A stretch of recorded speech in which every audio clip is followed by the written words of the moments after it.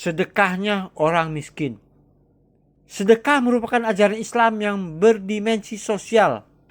Dalam Al-Quran dan hadis bertebaran ajakan-ajakan untuk bersedekah dan keutamaannya. Allah telah menjanjikan balasan bagi yang menginfakkan hartanya minimal 700 kali lipat.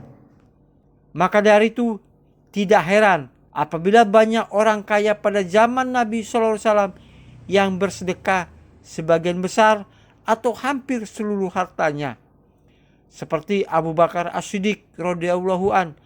Lalu bagaimana dengan orang-orang yang kebutuhan hariannya pun belum tercukupi sebagaimana mestinya? Suatu hari baginda Rasulullah SAW didatangi oleh sekelompok fakir dari kaum muhajirin. Mereka mengadu dan mencurahkan kegundahan hati kepadanya. Wahai Rasulullah, orang-orang kaya telah memborong pahala. Mereka sholat sebagaimana kami sholat dan juga berpuasa seperti kami berpuasa.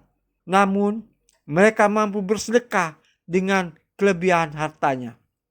Lantas Rasulullah menghibur mereka dengan pertanyaan yang indah.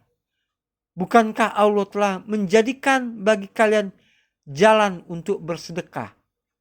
Sesungguhnya pada setiap tasbih ada sedekah, pada setiap takbir ada sedekah, pada setiap tahmid ada sedekah, dan pada setiap tahlil ada sedekah.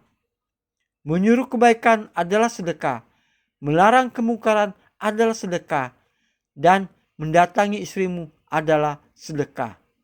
Hadis di atas mengajarkan kita bahwa bagaimanapun kondisi kita, tetap harus bersedekah. Rasulullah SAW menyuruh orang-orang kaya dengan keluasan rezekinya mengeluarkan tangan untuk menolong mereka yang membutuhkan. Lalu beliau pun menyemangati kaum fakir dan miskin bersedekah dengan kalimat thayyibah dan amal kebaikan lainnya, seperti menyingkirkan duri dari jalan, maka itulah sedekahnya orang-orang miskin. Sedekah bermakna menyampaikan kebaikan dan kemanfaatan bagi orang lain. Sedekah bukanlah sebatas pemberian harta atau material kepada orang lain. Dalam hadis ini pun Nabi Muhammad SAW menjelaskan kepada kita betapa luasnya makna sedekah. Allah Subhanahu wa Ta'ala pun bersedekah kepada hambanya. Ketika itu Rasulullah ditanya oleh sahabat tentang mempersingkat sholat dalam perjalanan. Beliau pun menjawab, itu qasar sholat, sedekah Allah kepada kalian, maka terimalah sedekah tersebut.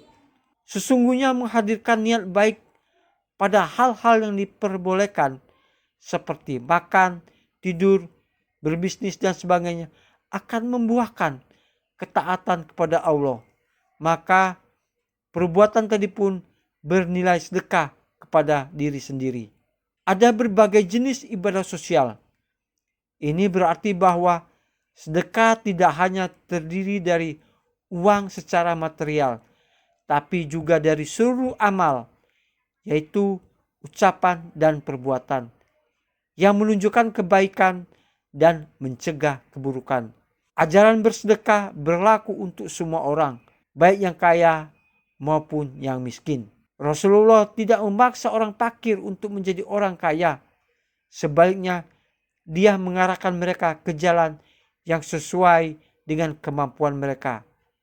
Bersedekah sesuai dengan kemampuanmu, seperti harta, tenaga, waktu, ilmu, dan pengalaman.